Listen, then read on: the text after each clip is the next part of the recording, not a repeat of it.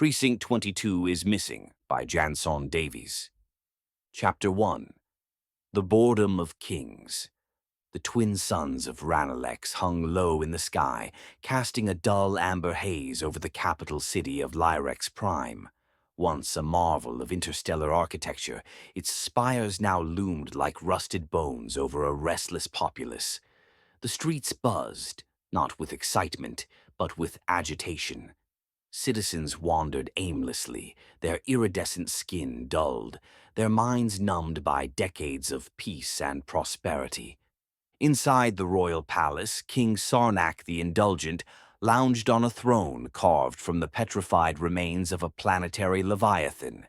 His robes shimmered with embedded starlight, but his expression was one of profound boredom. A servant offered him a goblet of fermented moonfruit. He waved it away. "I tire of this," Sarnac muttered, voice thick with ennui. "My people are growing restless. They demand stimulation. They demand spectacle." His advisor, Gerald, stepped forward. Tall and skeletal, with translucent skin stretched over a lattice of bone and circuitry, Gerald had served 3 generations of monarchs. He bowed low, his voice a whisper of static. "There is precedent, my king. On Earth, a primitive world we once monitored, they quelled unrest with a simple formula. Bread and circus." Sarnac's eyes narrowed. "Circus? Not the kind with beasts and clowns. No, this was blood sport, gladiatorial combat. Warriors pitted against one another for the amusement of the masses. It was effective." The king leaned forward, intrigued. "And Earth still practices this?" Jarrell shook his head. "Not openly, but their history is rich with it. Rome, Sparta, even modern entertainment, combat sports, simulated warfare. Their appetite for violence is eternal." Sarnac stood, his interest piqued for the first time in years. "Then we shall give Ranel what it craves. Build me an arena. A grand one. Let it echo with the roars of battle and the cries of the defeated." Gerald hesitated. "There is one complication, my king. We have prisoners, many species, many worlds, but they will not fight, they refuse. Some are pacifists, others are too broken." Sarnac's face twisted in irritation. "Then find me warriors who will fight." Jarrell's eyes flickered with data streams. "There is one possibility. On Earth, in a city called New York, there exists a precinct of law enforcers. Brutal, efficient, hardened by constant conflict. They are feared even by their own kind." The king smiled, revealing rows of polished obsidian teeth. "Then bring them to me, all of them." Gerald bowed. "It shall be done." Outside, the skies darkened as orbital ships prepared for launch. The citizens of Ranel would soon have their circus, and Earth would never see it coming. Chapter 2. The Abduction. It began with a flicker. At 3:17 a.m., Officer Jasmine Ortega was halfway through her 3rd cup of coffee, parked outside a warehouse in Queens. Her partner, Doyle, snored softly in the passenger seat. The radio crackled with static, then went dead. The streetlights dimmed. Jasmine blinked and vanished. Across the city, the same thing happened again. And again. And again. Officer Reggie Banks, mid-chase through a subway tunnel, vanished mid-stride. Captain Linda Cho, reviewing case files in her office, disappeared with a flash of blue light. Officer Malik, home on sick leave, curled under a blanket with a fever, was gone in an instant. Even Sergeant Tomlin, halfway through a powdered jelly donut at a corner diner, vanished, leaving only a smear of raspberry filling on the counter. By 3:19 a.m., Precinct 22 was gone. 84 officers, men and women, veterans and rookies, patrol cops, detectives, SWAT, admin staff, all taken.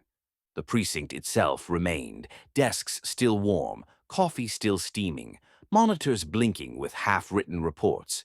But the people were gone. No alarms, no signs of struggle, just silence. NYPD Command Center, 4:02 a.m. The emergency lights bathed the room in red. Commissioner Roth stood frozen, staring at the live feed from Precinct 22. Empty chairs, empty hallways, radios transmitting static. "Is this a prank?" he barked. "No, sir," replied the tech officer. "We've lost all contact. GPS trackers show last known positions, but then nothing. No movement. No signals. Hackers. No breach, no ransom, no digital footprint at all." Roth turned to his deputy. "Get Homeland, get NASA, hell, get the Vatican. I want answers." Above Earth, orbiting ship, Lyrex Talon. Inside the sleek alien vessel, the abducted officers lay unconscious in containment pods. Their weapons and gear had been scanned but not removed. The aliens wanted authenticity. Real combat. Real blood. Jarrell stood before the observation deck, watching Earth recede into the void. "These humans," he murmured, "will give Ranelex the spectacle it craves." Behind him, a technician adjusted the stasis field. "They are strong. Some very strong." Jarrell nodded. "Let them wake. Let them see what awaits." Alien holding facility. Ranelex. Tony Miller awoke with a start, hand instinctively reaching for his sidearm. It was still there. His Glock, his tactical vest, his boots. But the room was wrong, metallic, curved, humming with alien energy. Around him, others stirred. Ortega, Doyle, Cho, Banks, Tomlin. All confused, all armed. "What the hell is this?" Tony growled. A voice echoed through the chamber. Cold, mechanical. "Welcome, warriors of Earth. You have been chosen." The lights flared. A hologram of King Sarnac appeared, towering and grotesque. "You will fight. You will bleed. You will entertain. Refusal is death." Tony stepped forward, eyes blazing. "Then just wait. We'll show you what entertainment is." Chapter 3. Arrival on Ranelex. The holding chamber was vast, circular, metallic, and eerily silent. The walls pulsed with a faint bioluminescent glow, casting the officers in shades of blue and green. The air smelled sterile, like ozone and disinfectant. No windows, no exits, just containment. Tony Miller stood at the center, scanning the room like he was back in a war zone. His instincts screamed danger. Around him, the officers of Precinct 22 stirred, groggy but armed. Some clutched their sidearms, others gripped batons, tasers, or knives. A few had nothing but their fists. "Sound off," Tony barked. Names echoed through the chamber. Cho, Ortega, Doyle, Banks, Malik, Tomlin. 76 voices answered. 8 did not. Tony's jaw clenched. "We're missing people." The announcement. A hiss split the air. A panel in the wall slid open, revealing a floating platform. Upon it stood a creature, tall, regal, and monstrous. King Sarnac. His robes shimmered like liquid metal. His eyes glowed with cruel amusement. Behind him, Gerald hovered silently, his skeletal frame twitching with data streams. "Welcome, Earthlings," Sarnac said, voice amplified by unseen tech. "You have been chosen to participate in the great reawakening of Ranelex. Your strength, your brutality, your deaths, it will feed our people's hunger for spectacle." Tony stepped forward. "We're not interested." Sarnac smiled. "You misunderstand. This is not a request." He gestured. Another panel opened. 8 containment pods slid into view. Inside, the missing officers, older, overweight, injured, sat motionless. Sarnac raised a clawed hand. "Observe." With a flick of his wrist, the pods filled with gas. The officers inside convulsed, then went still. dead. Screams erupted. Ortega lunged forward, restrained by Doyle. Cho cursed under her breath. Tony didn't move. He just stared. Sarnac's voice was calm. Refusal is weakness. Weakness is death. Silence fell. The remaining officers looked to Tony. He turned slowly, scanning their faces. Fear, rage, disbelief. But beneath it all, the same thing he felt, survival instinct. "We fight," he said. Cho stepped forward. "You sure?" Tony nodded. "We fight. We win. We survive. Then we find a way out." Jarrell floated closer. "Your weapons will remain. Your equipment is intact. You will be fed, healed, and trained. You will fight tomorrow."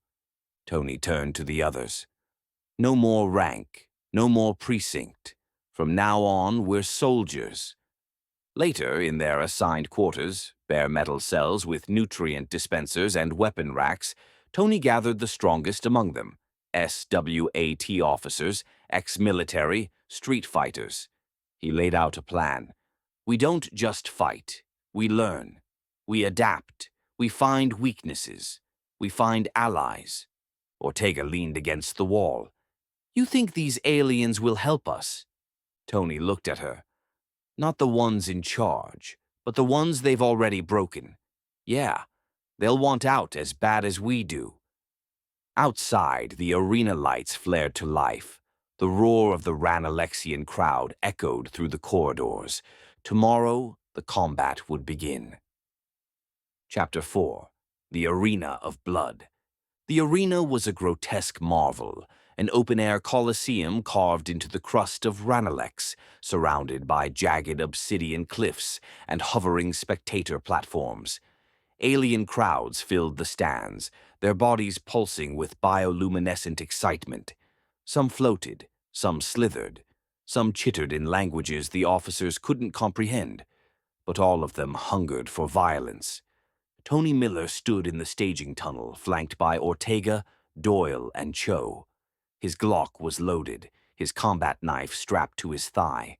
His vest bore the faded insignia of NYPD SWAT, now meaningless. A booming voice echoed overhead. "Let the games begin." Tony stepped into the arena alone. The crowd erupted in a chorus of screeches and clicks. Across the sand, his opponent emerged, a humanoid alien, tall and muscular, clad in ancient Roman armor. A gladiator sword in one hand, a trident in the other. His face was obscured by a bronze mask etched with snarling beasts.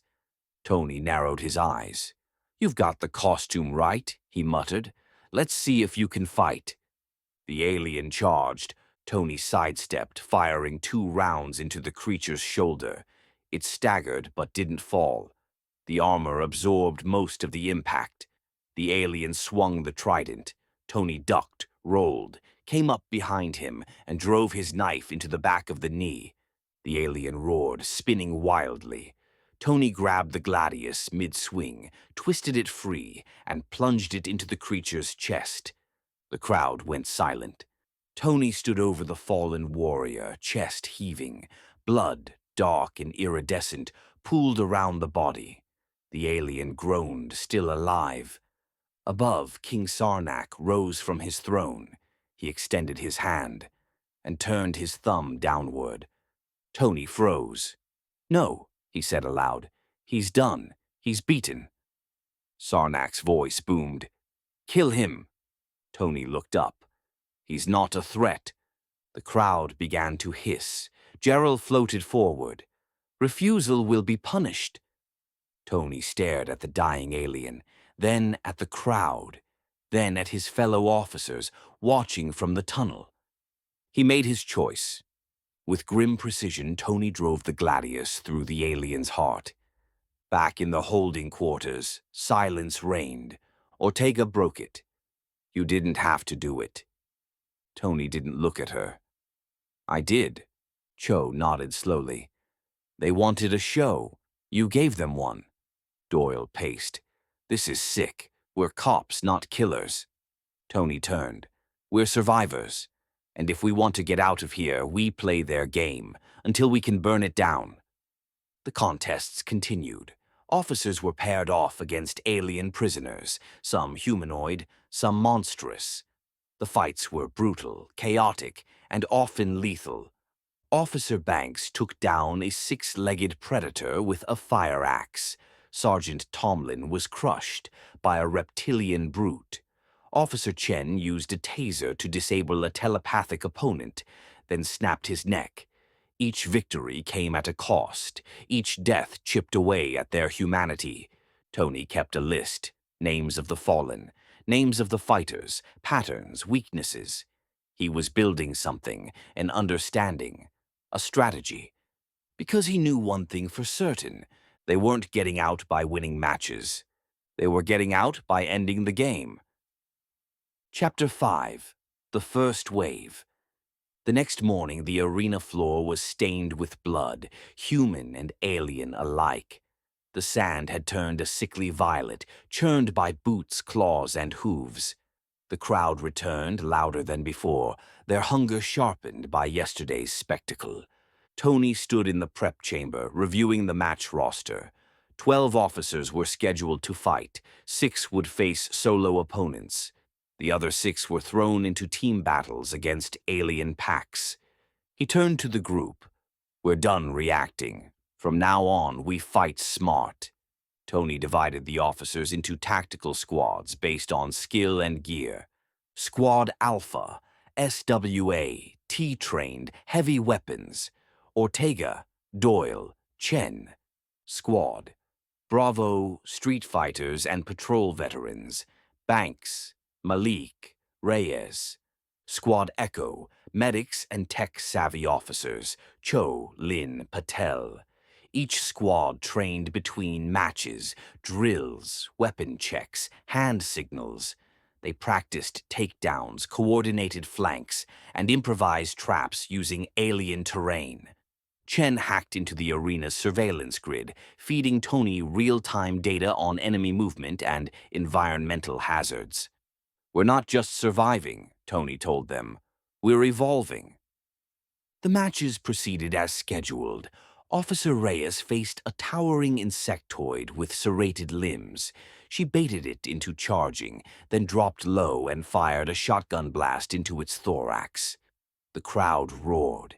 Squad Bravo entered a team match against a trio of reptilian gladiators. Banks took point, drawing fire while Malik and Patel flanked. They used stun grenades and baton strikes to disable the creatures, then finished them with coordinated gunfire. Officer Lin, a quiet medic, was forced into a solo match. Her opponent was a telekinetic brute. She used her trauma kit to blind him with powdered antiseptic, then stabbed him with a scalpel. The officers were winning, but they were also changing. Not everyone adapted. Sergeant Halverson, overweight and slow, was impaled by a horned alien during a chaotic melee. Detective Monroe, hesitant to kill, was torn apart by a pack of feral creatures. Officer Vega, suffering from shock, froze mid-match and was executed by the crowd's command.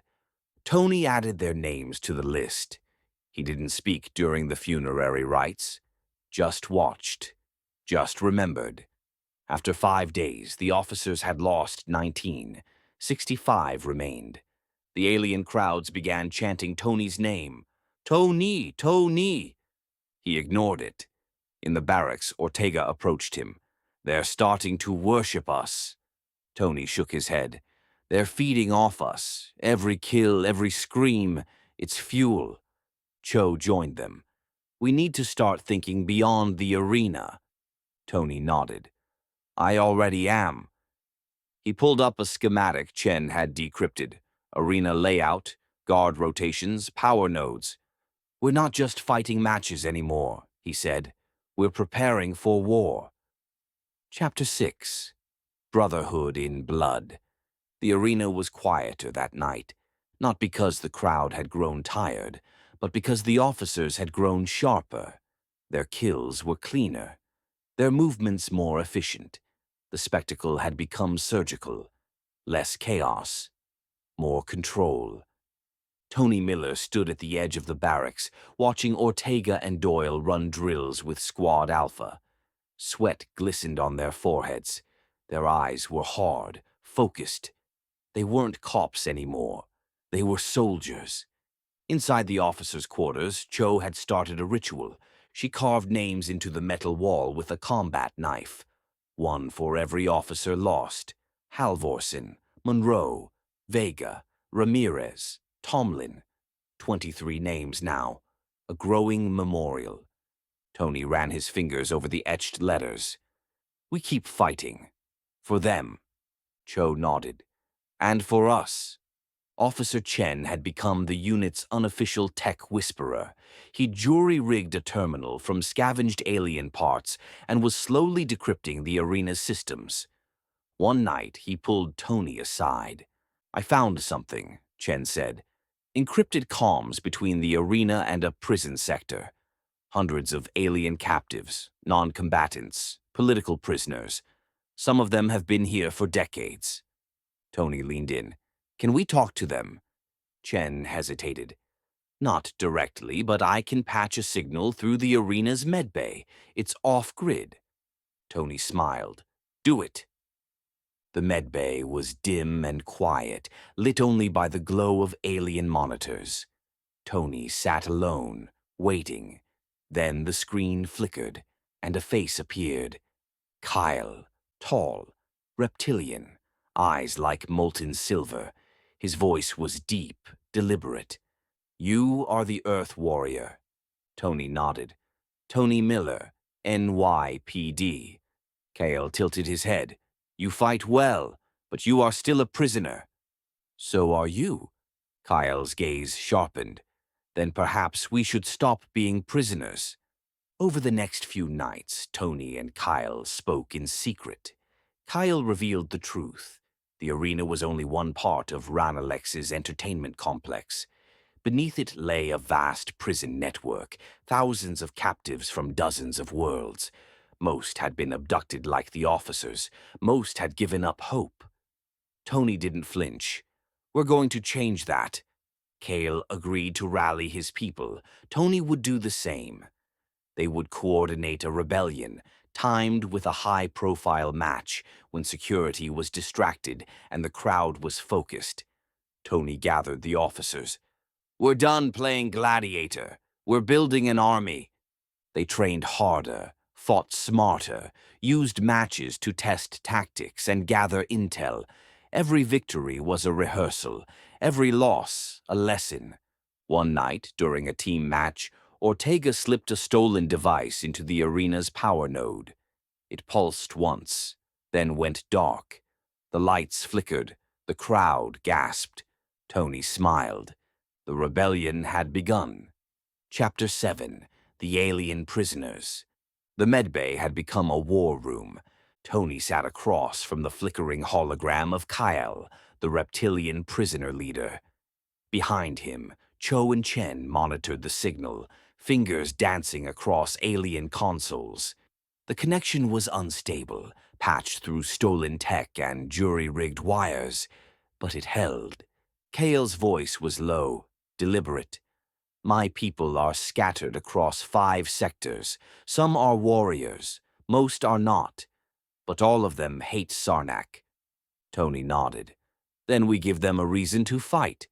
Chen projected a schematic onto the wall, an intricate web of tunnels, holding cells, and service corridors beneath the arena. The prison sectors were color-coded, red for combatants, blue for non-combatants, black for isolation. We've confirmed at least 600 prisoners, Chen said, mostly abductees, some political dissidents, a few ex-gladiators. Cho added, medical scans show malnutrition, trauma, and suppressed immune systems. They're alive, but barely. Tony stared at the map. We'll need to hit the control nodes, free the sectors simultaneously. If we stagger, they'll shut us down. Kyle's hologram flickered. My people will be ready, but we need weapons. Tony smiled grimly. We've got plenty. Over the next few days, Tony sent small teams into the prison sectors under the guise of medical transfers and equipment runs. Ortega and Banks led the first contact squad, armed with stolen stun batons and ration packs. They met Jara, a feline humanoid with razor-sharp reflexes and a scar across her throat. She'd once led a rebellion on a mining moon before being captured. Now she trained prisoners in hand-to-hand combat, using broken pipes and sharpened bones. Jara looked Ortega up and down. "You Earthlings bleed well," Ortega grinned. "We hit back harder." Word spread. Among the prisoners, whispers of rebellion grew louder. Officers taught combat drills in secret. Prisoners shared intel on guard rotations and weak points. Chen distributed encrypted comms devices disguised as nutrient dispensers. Kale coordinated from his cell, sending coded messages through the ventilation system. Jara trained squads in sabotage. Cho treated wounded prisoners, earning their trust. Tony watched it all unfold, slowly, quietly, precisely. Not everyone was on board. Officer Doyle confronted Tony one night. "We're risking everything. If this fails, they'll kill us all." Tony didn't blink. "If we do nothing, they'll kill us anyway, one match at a time." Doyle looked away. "I just want to go home." Tony's voice softened. "We all do, but first we burn this place down." Kale sent the final message. "We are ready." Tony gathered his officers. "Tomorrow's match is the biggest yet. Full arena, maximum distraction. That's when we strike." He looked at each of them. Ortega, Doyle, Cho, Chen, Banks, Malik. Scarred, hardened, united. "This is our last fight in the arena. After that, we fight for real." Chapter 8. The Turning Point. The arena buzzed with anticipation. It was the largest crowd yet. Thousands of Ranelexian citizens packed into floating platforms and cliffside balconies. The twin suns cast a blood-orange glow over the sand, and the air vibrated with alien chants. Tonight's match was a spectacle, a full-team battle featuring Earth's finest against a coalition of elite alien gladiators. The king himself presided from his throne, flanked by Gerald and a dozen armored guards. Tony stood in the staging tunnel, helmet on, rifle loaded. His squad was ready. Ortega, Doyle, Banks, Malik, Cho, Chen. Behind them, a dozen alien prisoners disguised as arena staff waited for the signal. Tony checked his comm. One word blinked on the screen. "Ready." The gates opened. Tony and his team charged into the arena, met by a wall of alien warriors, hulking brutes, agile insectoids, and armored humanoids wielding plasma blades. The crowd roared. Tony fired first, dropping a four-armed gladiator with a burst to the chest. Ortega rolled under a swinging axe, planting a grenade at the creature's feet. Banks tackled a lizard-like fighter, driving a combat knife into its throat. It was brutal, and it was all an act. Fake, choreographed mayhem. It was all a distraction. In the control tower above, Chen's signal triggered a cascade of failures.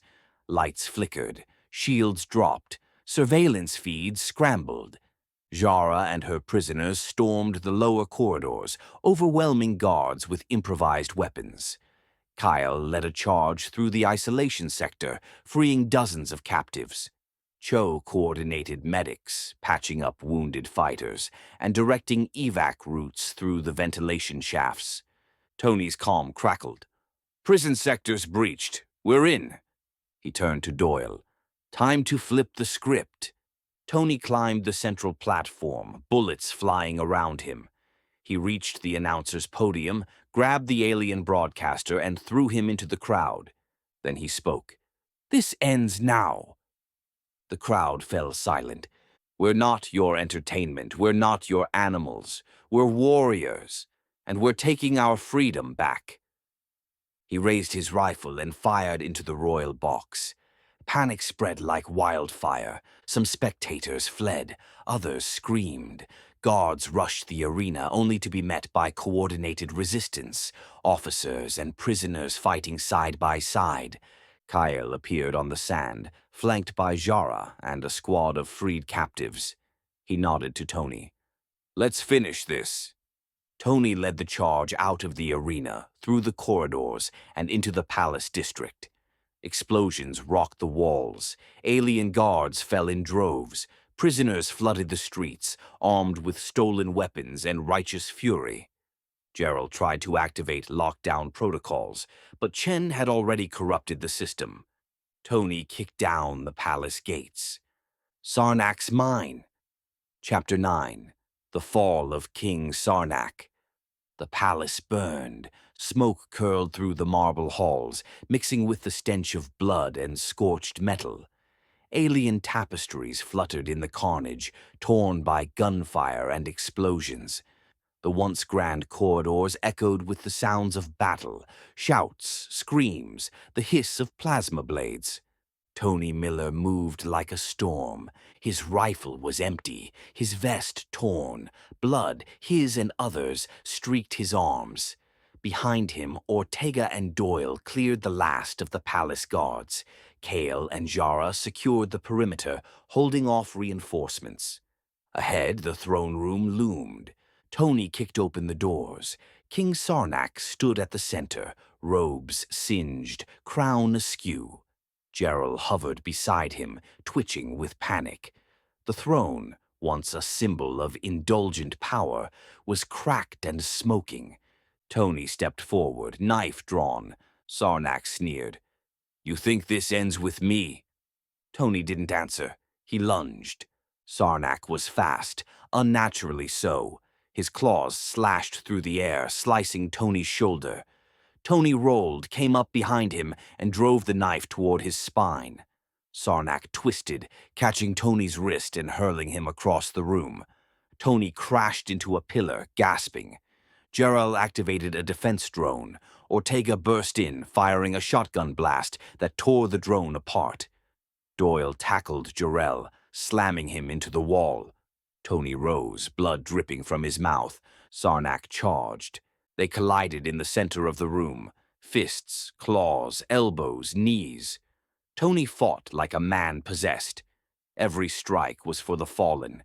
Every blow for the officers who never made it out of the arena.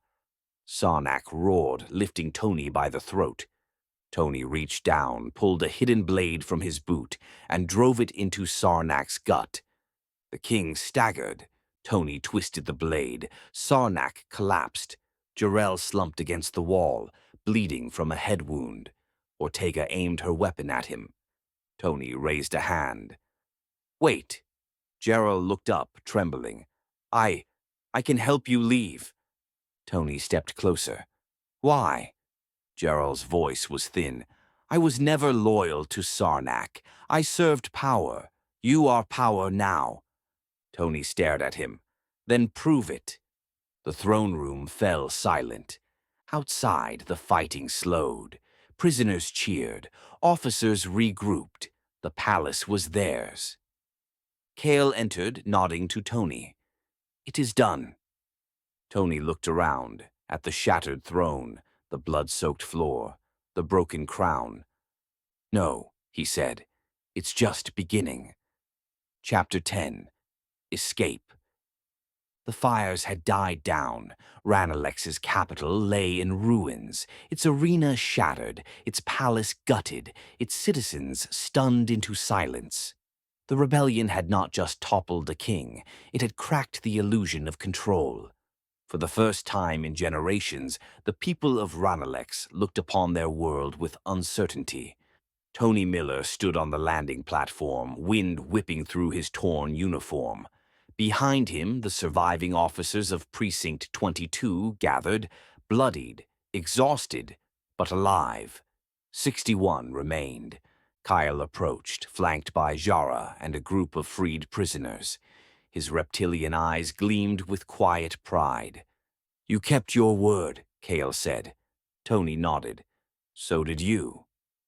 Gerald emerged from the shadows, clutching a data pad. The ship is ready, fully automated, programmed for Earth coordinates. It will take you home. Tony studied him. Why help us? Gerald's voice was hollow. Because I know what happens when power goes unchecked. I've seen it too many times. Tony didn't thank him. He simply turned to his team. Load up. The spacecraft was sleek and silent, designed for long-range diplomatic missions. It had never carried warriors before. Now it carried survivors. As the officers boarded, Cho paused at the ramp, looking back at the alien sky. Feels wrong to leave it like this. Tony joined her. We gave them a chance. What they do with it is up to them. Ortega slapped the hull. Let's go home before someone changes their mind. The doors sealed. The engines hummed. The ship lifted off. Inside, the officers settled into seats, patched wounds, and stared out the windows at the stars. Some cried, some slept, some sat in silence. Tony stood alone at the helm, watching Ranel's shrink into the void. He pulled out a small notebook, weathered, blood-stained. Inside were the names of the fallen. 84 officers taken, 23 lost. He wrote one final line. Precinct 22 is missing. But we are not forgotten. The ship touched down outside New York City, cloaked from radar until the final descent. National Guard units swarmed the landing site. News cameras rolled. The world watched in disbelief. Tony stepped out first. Reporters shouted questions. Officials demanded answers. Families wept. Tony said nothing. He walked past the frenzy, past the flashing lights, past the noise, until he reached the edge of the crowd. There he stopped. On the extended ladder of a fire truck, an American flag waved in the glow of flashing emergency lights. He saluted. Epilogue. Legacy. Weeks later, Tony sat in a quiet apartment, typing the final words of his memoir. Precinct 22 is missing. The book would become legend. The officers would scatter, some returning to duty, others retiring, others disappearing into quiet lives. But the bond remained, forged in blood, sealed in battle, quenched in fire. And somewhere in the stars, the people of Ranel remembered the day Earth's warriors taught them what it meant to fight for freedom. The end. Please like, comment, and subscribe. Also, please hit the bell icon for notifications. Thank you.